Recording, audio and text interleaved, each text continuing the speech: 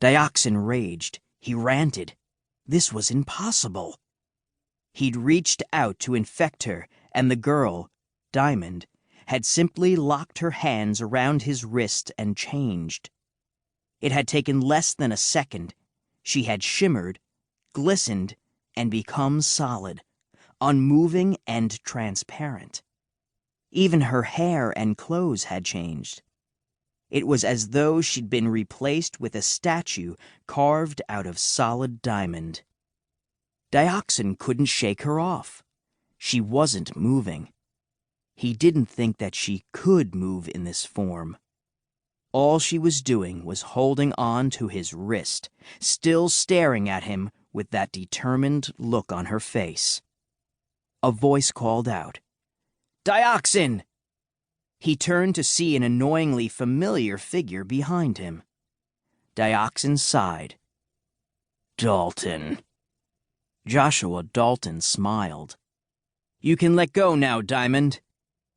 As Dioxin watched, the girl instantly turned back to normal. She let go of his wrist, jumped backward, and ripped the leather gloves from her hands. She tossed the gloves aside. Even before they hit the ground, they were a smoldering ruin. "See? The trouble with your power, Dioxin, is that you can't even lift weights to build up some muscle, can you?" Joshua Dalton said. "No, you just burn through the bars. Now me, on the other hand, well, I'm not that strong either, certainly not compared with Titan, but a psychokinetic doesn't need to be strong."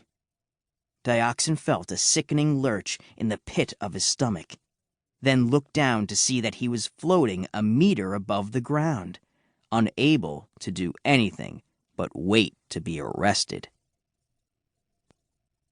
High above the battle tank, energy concentrated on drawing the enemy fire toward her. Tiny flashes of blue and orange lightning crackled around Energy's body and through her short auburn hair.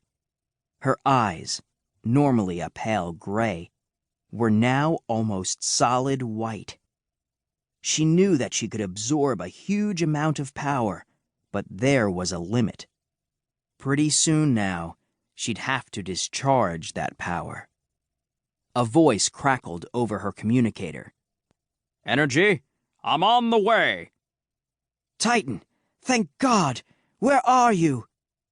"Just crossing the East Coast. I'll be there in a minute," Titan replied. "Make it quicker. We're not doing well here. I'm trying to pull in all their plasma bolts, but it hurts. I've never seen so much firepower." "I see you." Energy looked to the east, and Titan was suddenly hovering in front of her, his dark blue cape billowing in the light breeze.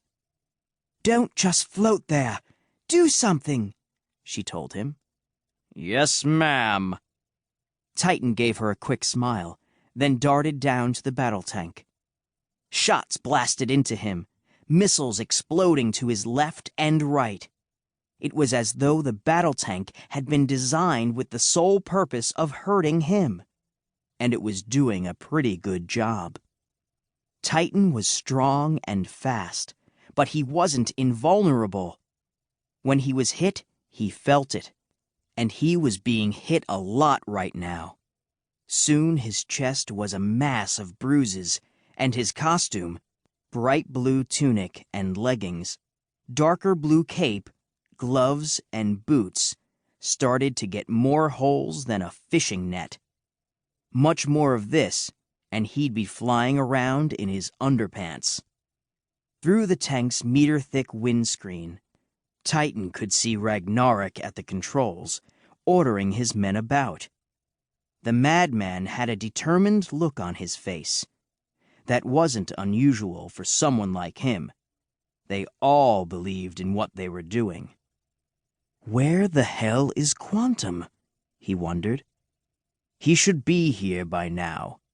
He'd be able to phase himself inside the tank. And what about Max? Why hasn't he been able to reach someone inside of it? Could Ragnarok have found a way to shield the tank from Max's mind control?